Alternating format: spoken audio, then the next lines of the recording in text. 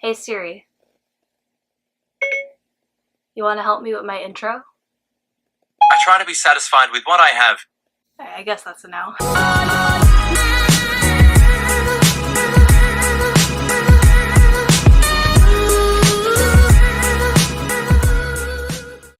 What's up guys, welcome back to my channel, or welcome if you're new. You are new and you like this kind of content, you want to go ahead and hit that subscribe button because I put a new video up every single Sunday. That's my schedule right now. Might change in the future, but at least one video a week. That is my promise to you. So for this week's video, it's kind of a follow-up on a poll that I did, I think, over a week ago now.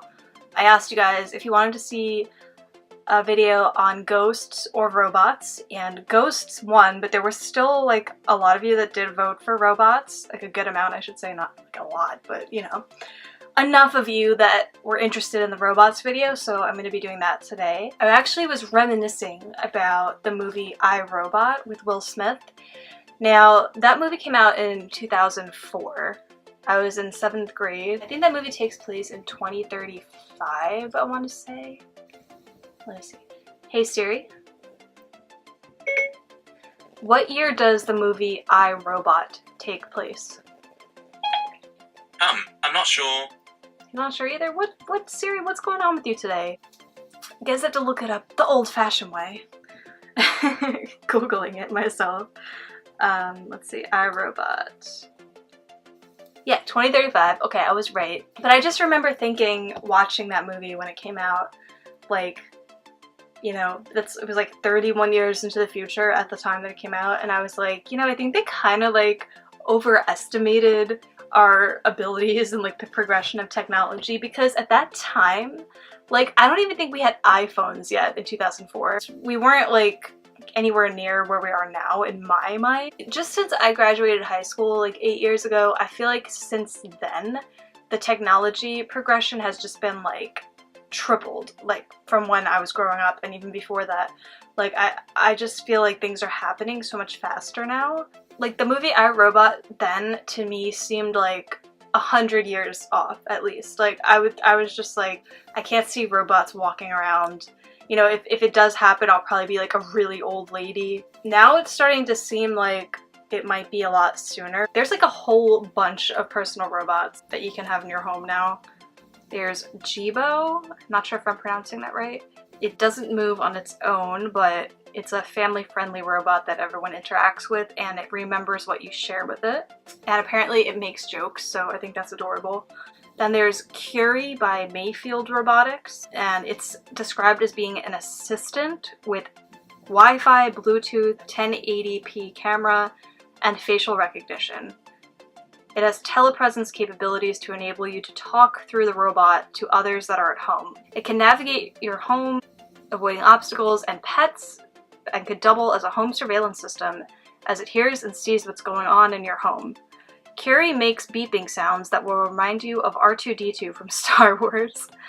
Curie will take daily photos and saves the content to an app on your phone where you can view, edit, and share the content. I actually want that. That sounds fucking sick. I already know I want a Curie. That's the one that I want. And then there's Pepper by SoftBank Robotics. One of the most human-looking robots in the bunch, Pepper is a robot that is said to be able to recognize human emotions. Once Pepper determines your emotions, the robot reacts with the appropriate mood. Currently, Pepper is used in various commercial settings in Japan, but can also be a great companion at home. And then we have Asus Zenbo. I'm really sorry if I'm mispronouncing any of these guys. Zenbo is a smart mobile robot that can provide companionship, assistance, and entertainment when you need it. While you're home, Zenbo learns and adapts to you and will share its emotions with you when necessary. Zenbo can help with reminders, control home devices, and act as a security system while you're away, and even read stories to your children to entertain them. Ooh, we're gonna get to kids and robots a little bit later after I finish going over these, because that's a really interesting topic to talk about. We have, again with the names guys, I'm sorry, Ubtech Links? Ubtech Links? I don't know. I'm pretty sure I'm pronouncing the Links part right at least. Lynx is a humanoid robot that helps Alexa get mobile. Lynx can come find you to order Prime products directly from Amazon via simple voice commands. Lynx has facial recognition and personalized greetings. It can play music and help offer home security by live streaming feeds of your home while you are away. So a lot of these sound like surveillance mostly, which is cool. Like, especially as someone like me, like I'm obsessed with my animals. I think my dog's already made an appearance in like 3 videos. I'm not even on YouTube for like 2 months now. Whenever I'm not home, I'm always like thinking about my dog. I get separation anxiety. They talk about animals having separation anxiety. I get separation anxiety from my dog. So that would be really cool to have. I would definitely invest in something like this just for that purpose. Then we have, let's see, what else do we have? We have Budgie by 5 Elements Robotics. And this one is basically an extra set of hands to help you carry something around the house or in your yard. Budgie is friendly, hardworking, and helps you carry things to another location, which is what I just said. Okay, so it carries things around. That's cool. Again, would be useful for someone like me with my, like, can't tell really, but I have like really weak arms. I've always had weak arms. I literally work out with a 5-pound dumbbell because that's all my body can handle. And then next we have LG's Hub Robot. So this is another Alexa-powered smart home assistant, and it's designed to make your home smarter by being placed in the most active spot in your home. The robot responds to your movements with nods and simple responses. It can take care of everything from setting the mood by playing music to turning on and off your air conditioner. The interactive display shares messages, videos, and photos. Leveraging facial recognition, the Hub Robot can recognize different family members. Next, we have the Emotech Ollie Robot. The Ollie Robot is a mix between a smart home hub and a personal robot. This round-shaped tabletop device is aimed at assisting to make your day better. Ollie is a London-based startup created to learn how you want to interact, then responds to your questions and controls your connected devices. Then we have Temi. I don't know. I say Temi. Temi is a personal robot for your home that is smarter than a telepresence robot to take over as your personal assistant on wheels. Temi was designed to be a video chat and music machine to keep you entertained and connected. Temi runs on an Android operating system, so it is compatible with many of your favorite apps. I wonder if it's compatible with an iPhone. It doesn't matter. I'm getting a Carry. I already decided. My heart's set on that. Then we have Ado by Engine Dynamic. Ado is a family-friendly home robot that can move around your home to help assist you and make life better. Ado can do everything from play with your kids to help you with household chores to handle your schedule. Ado can help clean your home and oh, and I was like, wait, it cleans? Oh my god. No, it doesn't. It says Ado. Ado can help keep your home connected and safe thanks to its mobile and visual capabilities. Personal Robot by Robot Base. Thank you, a really easy, simple one. The name of it is Personal Robot. Personal Robot has all the basic features like facial recognition, photograph capability, wake-up calls, pinpoint language recognition, and autonomous navigation. But it also builds a map of your home with navigation and mapping algorithms. Personal Robot can also communicate with other home devices you have, like your Nest, thermostat, and others, thus helping to automate your home. Okay, so a lot of these I feel like are designed to like make your house like a smart house, which is fucking amazing. Another thing, like going back to my childhood again, I remember there's like a Disney Channel movie called Smart House. Pat, can we look at a menu, please? Lunch menu or dinner menu, Sarah? Let's take a look at what you've got on tap for snacks. Actually, I'm trying to get them to cut down on snacks. Not to worry, Nick. My database was prepared by a team of nutritionists to ensure a balanced diet for each member of the family. And I remember, again, thinking like, wow, like that's like way far off. Like we're not gonna have smart houses. Like we're not gonna have smart technology in the home. And it's like, we're doing it already. But apparently more than half of Americans don't like the idea of having a robot in their home. There was a poll done where 61% of people said they would feel uncomfortable having a robot in their homes. Like, I don't know how that was worded to them. I don't know if they mean like a physical robot, because I mean, a lot of people already have it and they don't even realize it. A lot of people are afraid of like artificial intelligence, especially because we have like some of the greatest minds of our time warning us about it. I get that. I'm not saying that that's not something we should be wary of. But I personally, and maybe I'm too optimistic, I'm not afraid of the progression of technology. I'm not afraid of artificial intelligence. I think it's a good thing. I think that's just how I am though. It's the same thing when I think about like extraterrestrials. I just want to see the good in everything so much. So I like always just err on the side of being like open and receptive and welcoming rather than being like defensive automatically. But you know, you need to have the balance. Like I always say, there needs to be a balance, and it's good that there's people that are like fucking freaking out about it, because we can't all just be like, what's her name in that movie Independence Day? Will Smith's girlfriend's friend, the one that was like on the roof. Whatever. This is not an alien video. I don't know why I'm talking about Independence Day, but you know, we can't all be like that girl that's like, come, welcome, and then like, you know, the freaking laser comes down and shoots them. You guys know. You probably have seen that movie. There's definitely things to be concerned about though, in all seriousness. And I mean, we're starting to use it, and not just in the homes. It's being used in schools. Like there's already debate about it. I feel like we're already preparing for it, which leads me to believe that artificial intelligence is progressing very quickly. I mean, it's pretty much all around us. And they've actually done a few experiments where they were basically testing humans to see if they would be manipulated by robots. And surprisingly, people were able to be manipulated by robots more than other people.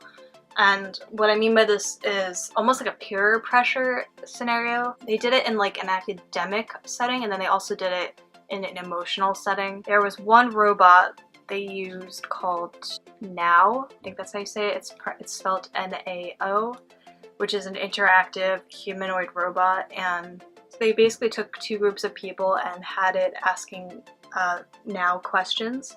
And for one group, Now was very emotionless with its responses, and in the other group, it was more social and friendly, like it would banter with them a little bit. And both groups were told that this whole interaction was just to help improve Now's functions, but in reality, both groups at the end were supposed to shut down Now. What is really, really strange to me is that at the end, when they were asked to shut it down, the people that had the more friendly, personable version of Now were more quick to shut him off, or shut it off, I should say. And the group that had like the emotionless one took like a little bit longer to shut it off. Like they had to think about it and felt like kind of bad about shutting him off, which I just think shutting it off.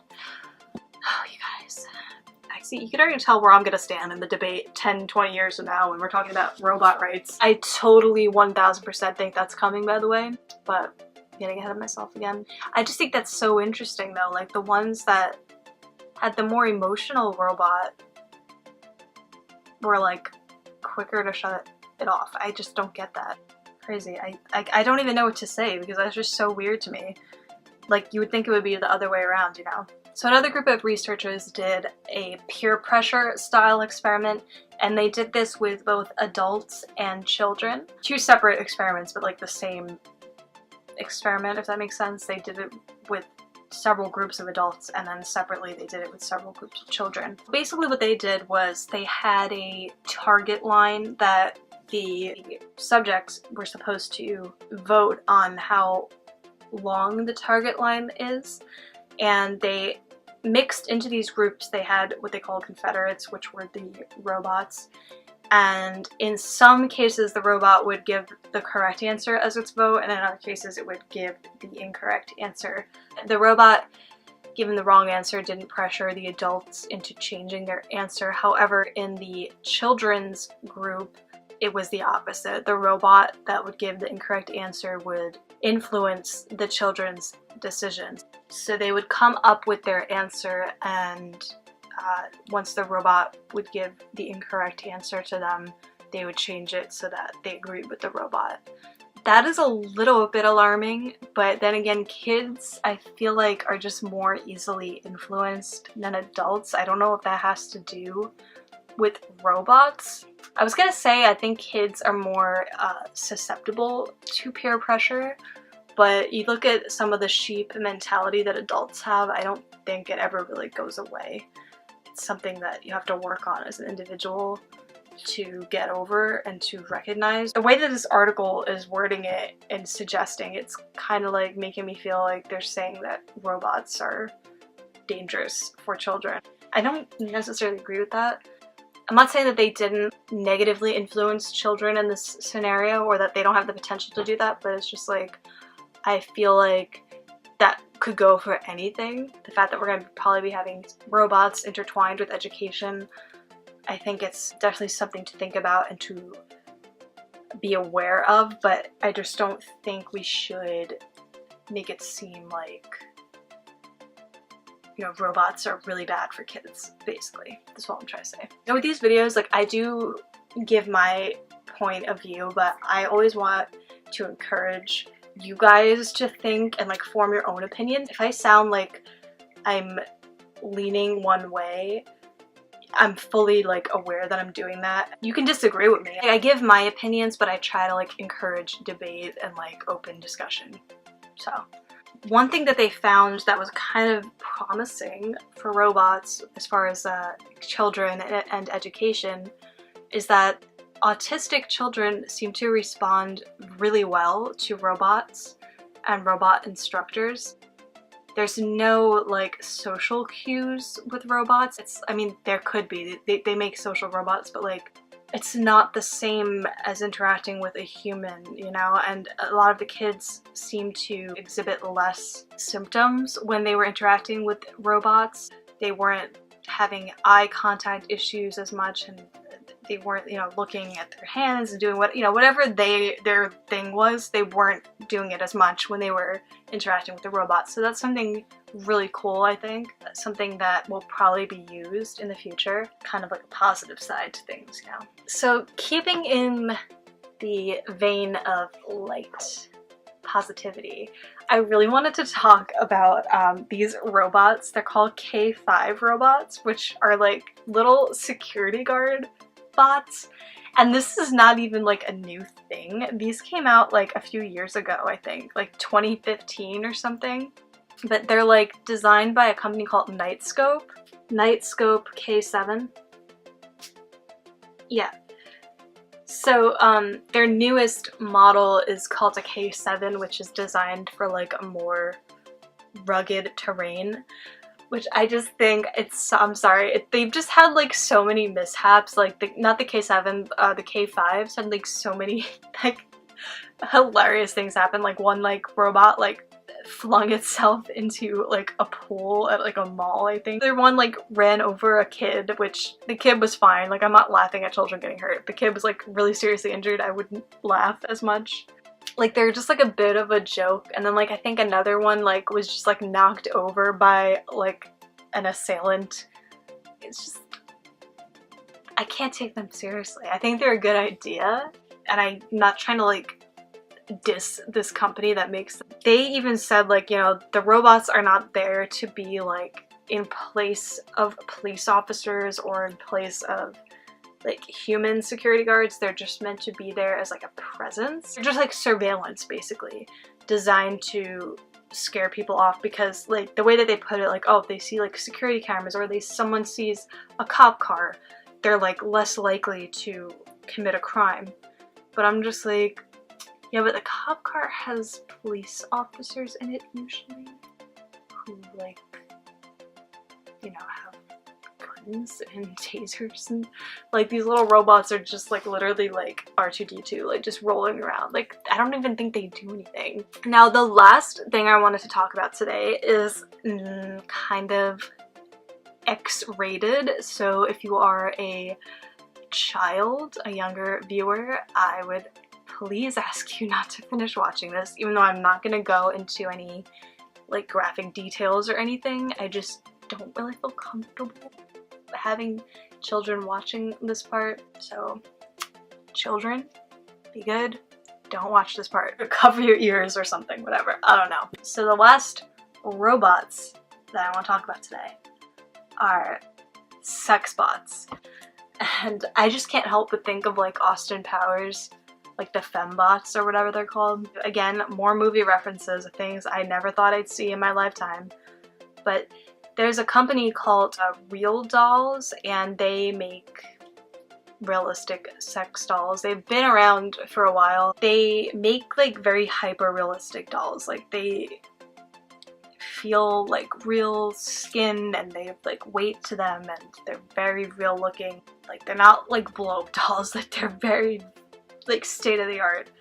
You can get them customized like however you want. That in itself, like I was like, okay, like fine. There's a lot of people who are socially awkward or like they basically people that have like very low self-esteem and have been through a lot of like emotional trauma, let's say, and have a hard time like connecting with another human being and like dating and things like that, and even just like just having sex in general. Like, and I'm never gonna say like, oh, there's people out there that will never be able to have a sexual partner. I think there's someone out there for everybody, but I understand like having that kind of feeling, you know.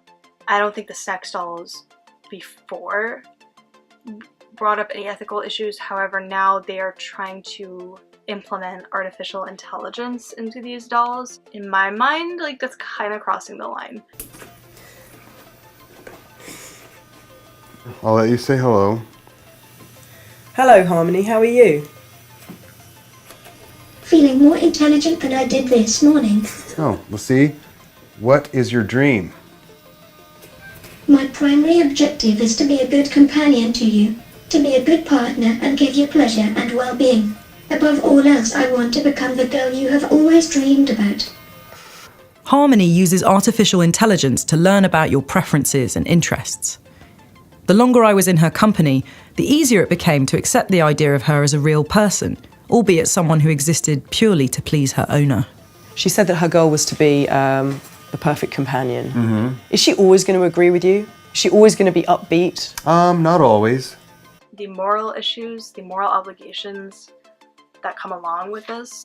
Like right now, artificial intelligence is not super advanced, but it's going there, it's heading there. They're basically like beings. Like we're, you know, even though humans are creating them, I feel like you're creating something that's capable of free thought.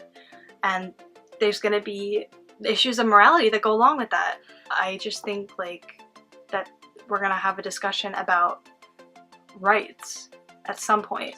And I know maybe at this point people are listening to me say this and like laughing at me and thinking like that I'm like taking it too seriously or something, but I just feel like that's coming down the line. Like maybe right now that's not an issue, that doesn't apply because we're in very primitive stages, but when we get to a certain point it's gonna come up. Like, and I really think it's gonna happen in my lifetime. And already, like, I already know where I stand with that.